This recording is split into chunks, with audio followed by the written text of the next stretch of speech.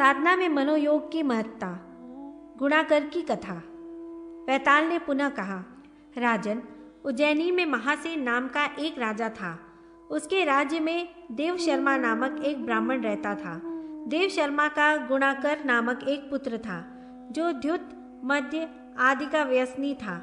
उस दुष्ट गुणाकर ने पिता का सारा धन द्युत आदि में नष्ट कर दिया। उसके बंधुओं ने उसका परित्याग कर दिया। वह पृथ्वी पर इधर उधर भटकने लगा। दैव योग से गुणाकर एक सिद्ध के आश्रम में आया। वहाँ कपर्दी नाम के एक योगी ने उसे कुछ खाने को दिया, किंतु भूख से पीड़ित होते हुए भी उसने उस अन्न को पिशाच आदि से दूषित समझकर ग्रहण नहीं किया।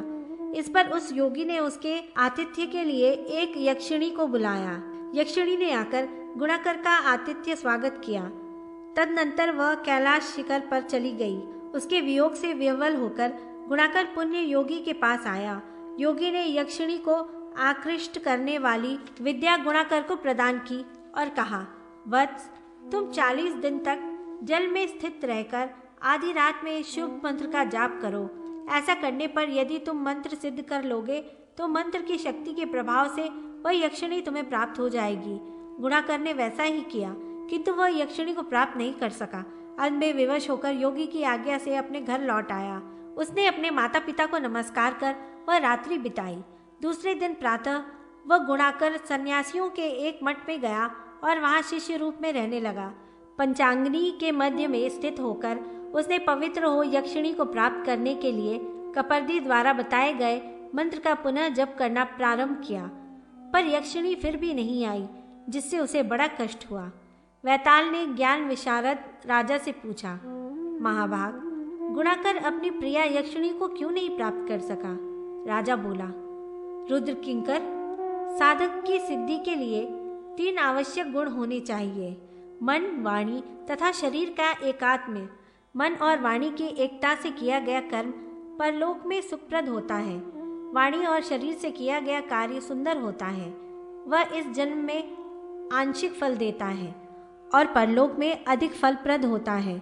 मन और शरीर के द्वारा किया गया कर्म दूसरे जन्म में सिद्धि प्रदान करता है, परंतु मन, वाणी और शरीर इन तीनों की तन्मयता से संपादित कर्म इस जन्म में ही शीघ्र फल प्रदान करता है और अंत में मोक्ष भी प्रदान करता है।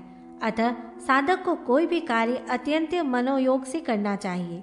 गुणाकर ने यद्यपि 2 बार बड़े कष्टपूर्वक मंत्र का जप किया, किंतु दोनों ही बार की साधनाओं में मनोयोग की कमी रही। जल के भीतर तथा पंचाग्नि सेवन आदि में शरीर का योग रहा और वाणी से जप भी होता रहा, किंतु गुणाकर का मन मंत्र में न लगकर यक्षिणी में लगा हुआ था।